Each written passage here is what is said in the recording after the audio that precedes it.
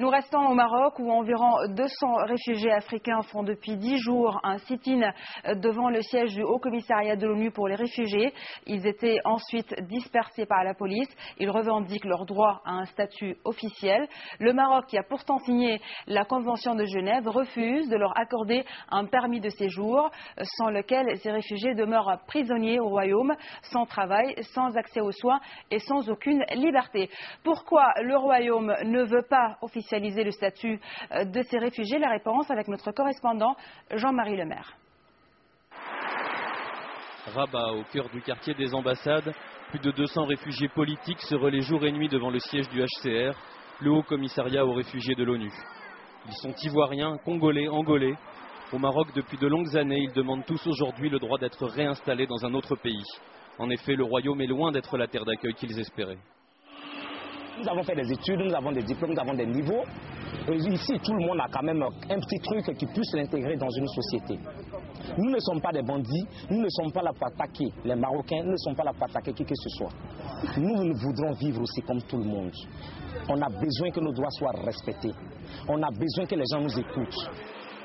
Tous disposent pourtant d'une carte du HCR. Le Maroc, qui a ratifié la Convention de Genève, devrait à présent leur délivrer un titre de séjour. Malheureusement, sur ce point, le royaume ne respecte toujours pas ses engagements internationaux. Et sans papier, les réfugiés ne peuvent ni travailler, ni circuler librement, ni bénéficier de soins médicaux. C'est vraiment difficile. Premièrement, on est d'abord des victimes du racisme. Tu marches dans la rue, on te crache dessus, on t'insulte, on te jette des cailloux sans rien faire. Au fait, des provocations inutiles, quoi.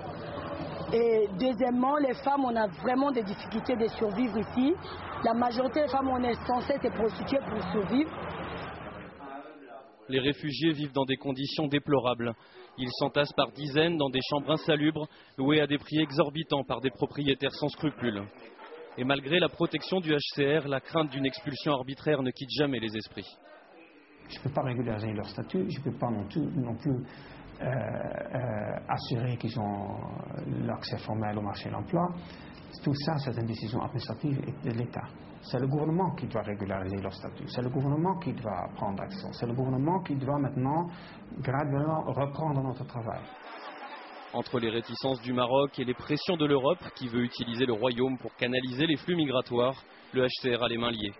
Le Maroc, aujourd'hui, n'est pas un État tiers sûr. Ce n'est pas un pays tiers sûr. Nous observons, en tant qu'organisation de la société civile, que les demandeurs d'asile, les réfugiés et plus globalement les migrants sont bloqués au Maroc. Donc ils n'ont pas le droit d'avancer parce que le Maroc s'est vu sous-traiter la répression des flux migratoires. Ils n'ont pas le droit de rester au Maroc et ils n'ont pas le droit de rentrer chez eux. Enjeu de tractation entre les deux rives de la Méditerranée, ces réfugiés sont totalement oubliés. Ici ou ailleurs, personne ne semble prêt à respecter leurs droits.